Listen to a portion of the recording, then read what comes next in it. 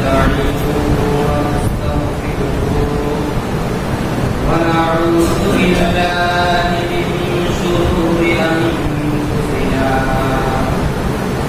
من يهد الله فلا مضل له ومن يضلل فلا هادي له ونشهد أن لا إله إلا الله وحده لا شريك له أرسله بالحق بشيرا ونذيرا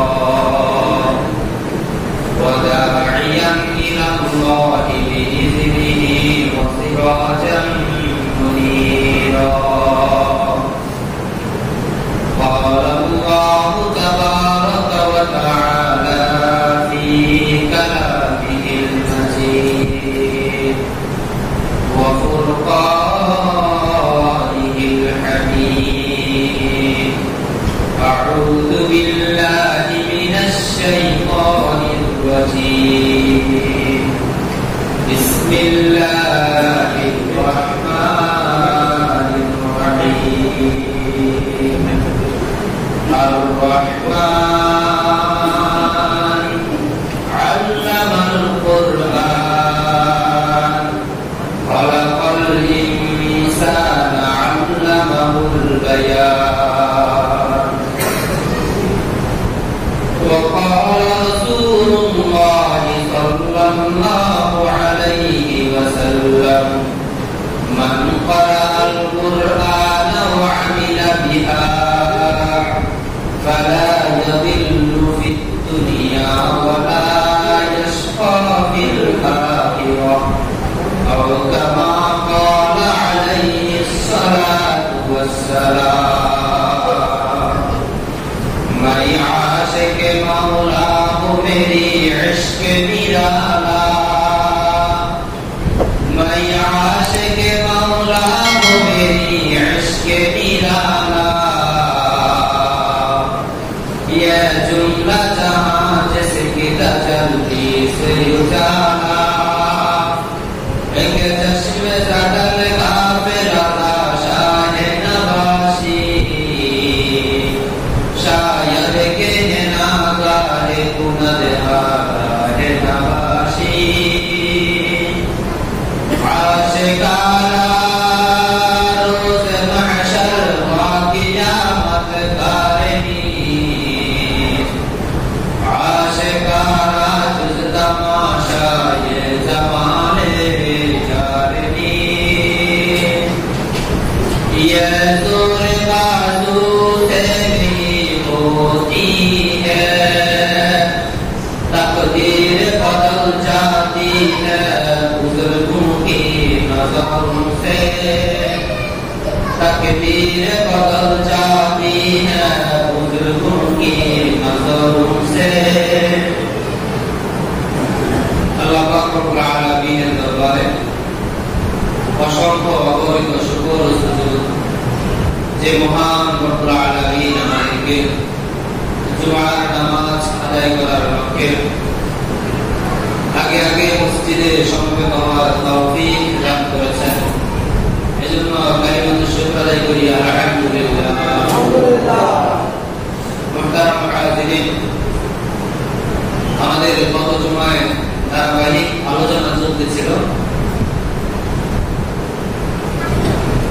বাহ্যিক আকার এবং আকৃতির কারণে কোন মানুষ পরিপূর্ণ মানুষ হয় না বাহ্যিক আকার এবং আকৃতি দেখে বাহ্যিক রূপ লাবণ্যতায় মুগ্ধ হয়ে কোন ব্যক্তি যদি মুগ্ধ হয়ে যায় পরিষ্কার নিশ্চিতভাবে একথা বলার কোনো সুযোগ নেই ওই বস্তুটি ভালো তবে হ্যাঁ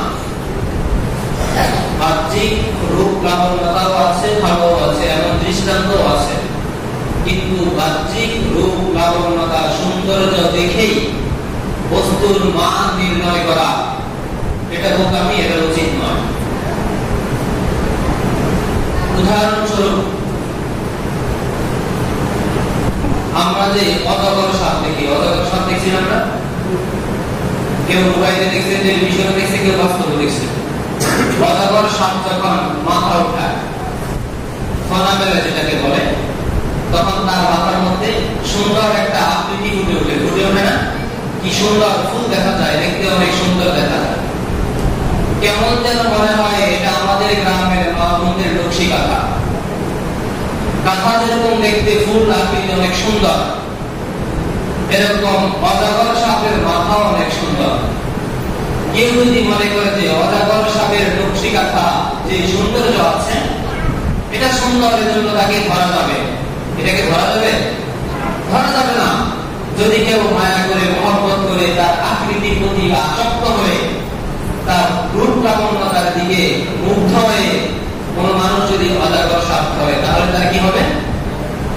সে ধ্বংসিত হবে, তার জীবন বিপন্ন হবে, দুনিয়া থেকে চলে যাওয়ার সম্ভাবনা আছে। কিন্তু বস্তুত সে দেখতে তো খুব সুন্দর। প্রক্ষান্তরে নকশি কাঁথা এটা শীতের দিনে মানুষের খুব বড় কাজে আসে, অনেক আরামের জন্য কাজে আসে। শীতের দিনে কনকনে শীত যখন গরমের প্রয়োজন হয়, ওই নকশি কাঁথা মুড়ি দিয়ে যদি ঘুমায়, তাহলে আরামে সুখে শান্তিতে রাত্রি যাপন করতে পারবে, রাত্রিতে কাটিয়ে দিতে পারবে, সকালে আবার সজাগ হবে। আর কোন ব্যক্তি যদি ওই নকশি কাঁথার সাথে একরকম মনে করে যদি অজগর সাপকে স্পর্শ করে ধরে, তাহলে তার কি হবে? আজীবনের জন্য ঘুমায় যাবে, তার কি হবে না? ঘুম ভাঙবে না। যে কথা বলার উদ্দেশ্য ছিল, বলতে চেয়েছিলাম, কোন মানুষ তখনই পরিপূর্ণভাবে মানুষ হবে, কোন মানুষকে তখনই পরিপূর্ণ মানুষ বলা যাবে যখন তার মাঝে কুরআনুল কারীম থাকবে, যখন তার মাঝে কুরআনুল কারীমের জ্ঞান থাকবে, যখন তার মাঝে কুরআনুল কারীমের যে শিষ্টাচার রয়েছে, কুরআনুল কারীমের যে শিক্ষা রয়েছে, ওই শিক্ষা যদি কোনো মানুষের ভিতরে থাকে, তাহলে তাকে পরিপূর্ণভাবে মানুষ বলা যাবে। যদি কোনো মানুষের ভিতরে কুরআনুল কারীমের পরিপূর্ণ জ্ঞান না থাকে, তাহলে বাহ্যিক দৃষ্টিতে, আকার আকৃতিতে, চেহারা সুরতে, হাতে পায়ে, চোখ নাক চুলের কারণে বাহ্যিক দৃষ্টিতে যদিও আমরা তাকে মানুষ বলি, কিন্তু বাস্তবে সে মানুষ না। কোন মানুষের ভিতরে যদি কুরআনুল কারীম একবার প্রবেশ করে যায়, যদি একবার কুরআনুল কারীমের ছোঁয়া কোন মানুষ পেয়ে যায়, যদি কোন মানুষ একবার কোরআনকে নিজের জীবনের জন্য ধারণ করে নিতে পারে, নিজের পরিপূর্ণ জীবনের জন্য কোরআনকে সংবিধান হিসেবে মেনে নিতেই পারে, তাহলে ওই মানুষের দুনিয়াতেও কোনো চিন্তা নেই, আখিরাতেও কোনো চিন্তা নেই। বাদশাহ হারুন রশিদ রাহিমাহুল্লাহি আলাইহি জগৎ বিখ্যাত একজন বাদশা ছিলেন। হারুন রশিদ রাহিমাহুল্লাহি আলাইহি এর একজন ছেলে ছিল, ভবিষ্যৎ প্রিন্স, অর্থাৎ ভবিষ্যৎ তিনি রাজা হবেন, ক্রাউন প্রিন্স, ভবিষ্যৎ তিনি রাজা হবেন। একদিন তার মায়ের কাছে এসে বলল, ও আমার মা,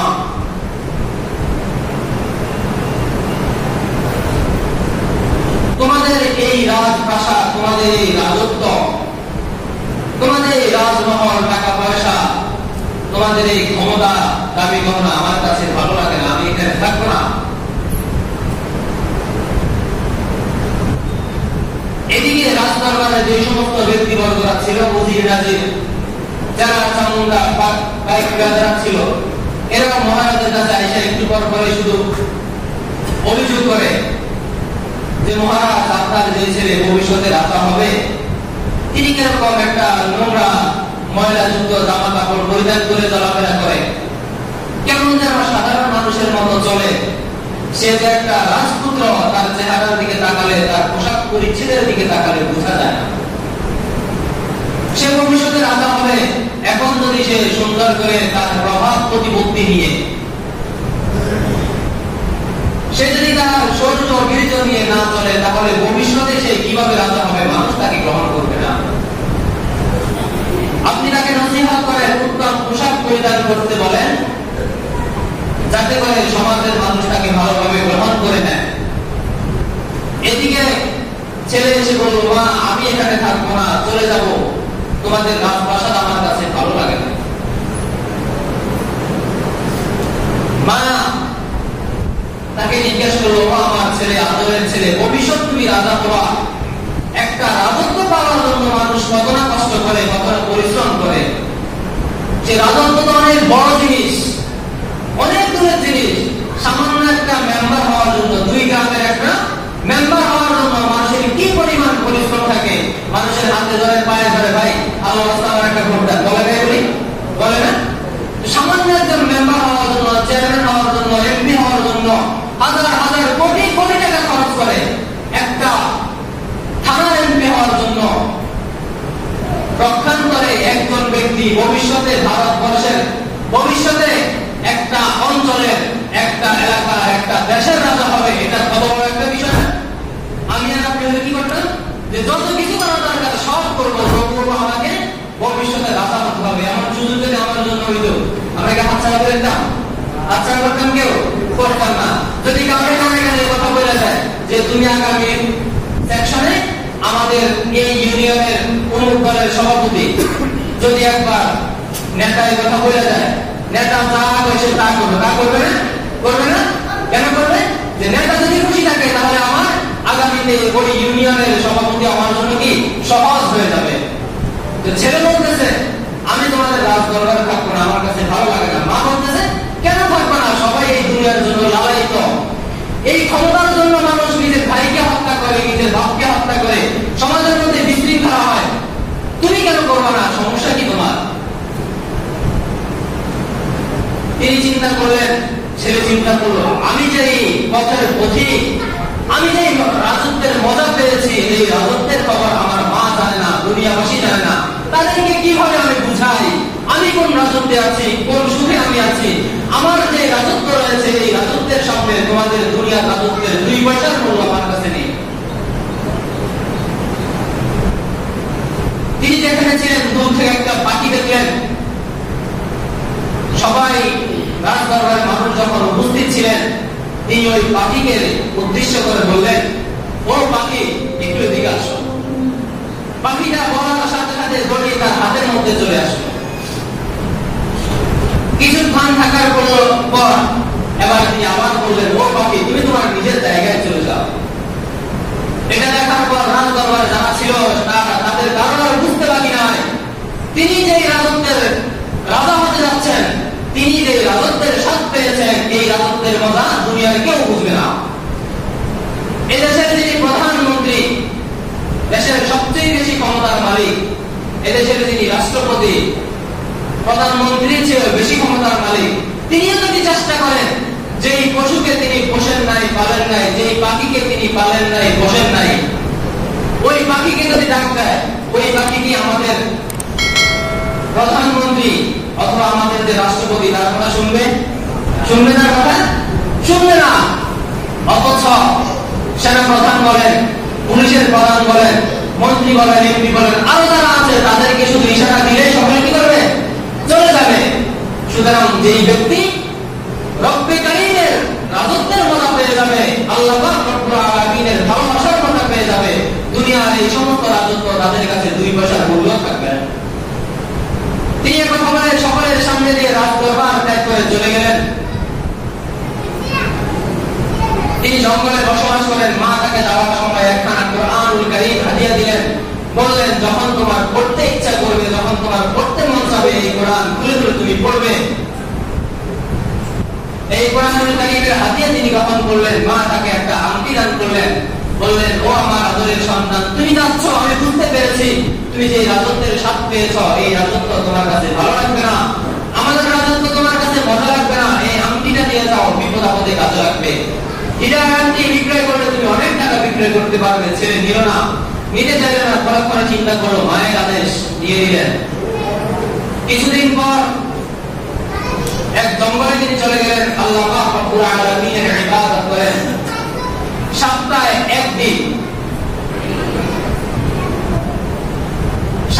একদিন তিনি কাজ করেন, 10 দিরহাম অথবা তার চেয়ে কম বেশি। যে টাকাটা তিনি পায়, এই টাকা দিয়ে পুরো সপ্তাহ তিনি চলেন।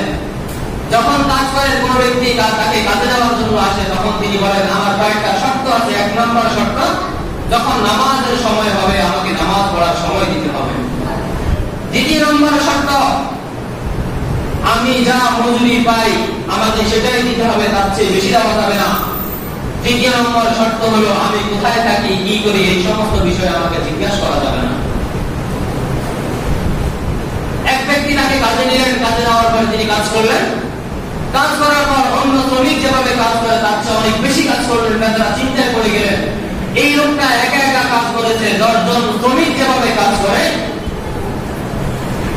একজন ব্যক্তি তার চেয়ে বেশি কাজ করে। ঘটনাকে তিনি খুশি হয়ে তাকে 10 দিরহামের পরিবর্তে 12 দিরহাম 15 দিরহাম দিতে লাগলেন।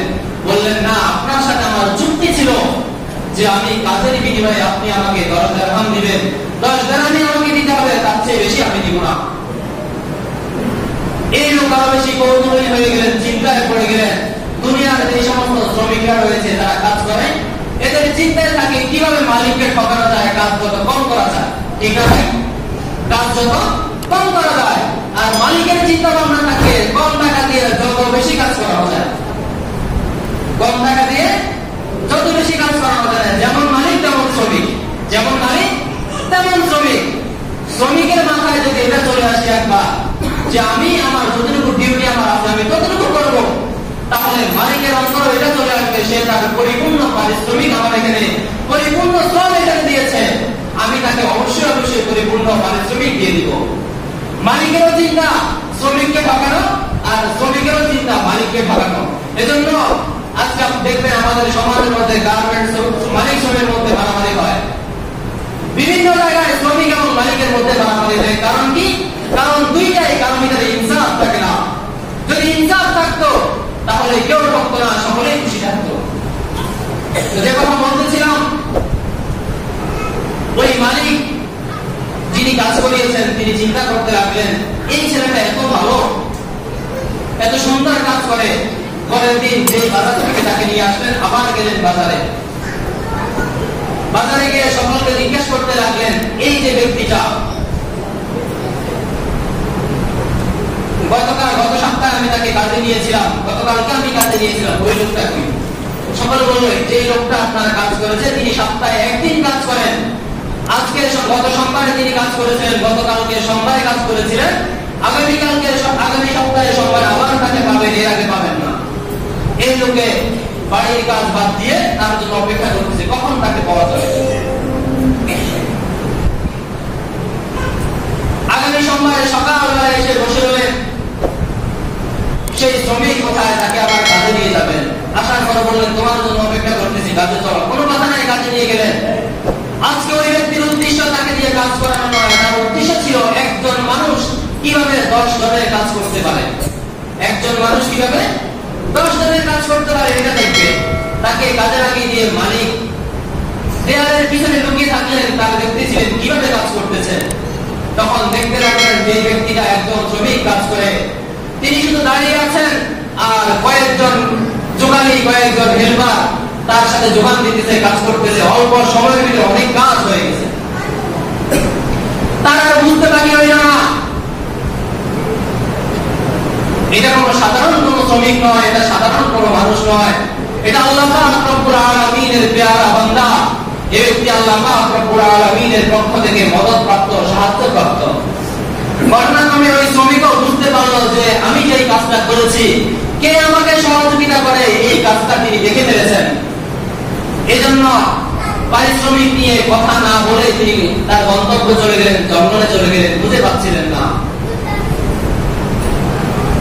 এখানে আমার আরেকটা কথা আমাদেরকে মনে রাখতে হবে, আজকে আমাদের সমাজের মধ্যে অনেকে এই ধারণা পোষণ করেন, যারা নিজেদেরকে পীর বুজুর্গ দাবি করেন, এরা শুধু প্রকাশ করে যে অমুক সুফি সম্রাট, অমুক বড় পীর, অমুক বড় দরবেশ, অনেক বড় আল্লাহওয়ালা। যদি এই দরবারে আপনি একবার আসেন, যদি এই হুজুরের একবার সংযোগ পাইয়া যান, দুনিয়ার আপনার কোনো সমস্যা থাকবো না, লটারি জিতে দেবেন। আছে না ভাই এরকম? কিভাবে লটারি জিতে দেবেন? আপনি মামলা মোকাবেলা আছেন, আমার হাতে বায়াত খান, সব সাফ। আপনার শত্রু আছে, আমার হাতে বায়াত খান, সব কিছু সমস্যা আপনার দূর হয়ে যাবে। আর বুজুর্গদের অবস্থা এরকম ছিল যে তারা বুজুর্গই থাকতো শুধু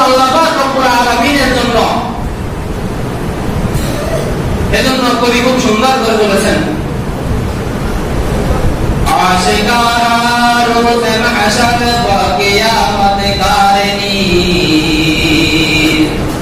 आशिकारा जुज तमाशा ये जमाले यारनी, उल्फत में बराबर है अगर हो के जफा हो, उल्फत में बराबर है अगर हो के जफा हो, हर चीज में लज्जत है अगर दिल में मजा हो, ये जोर बाजू से नहीं होती है, तकदीर बदल जाती है बुजुर्गों की नजरों से, मैं आशिक मौला हूँ मेरी इश्क निराला, यह जुमला जहाँ जिसकी तजल्ली से उजाला।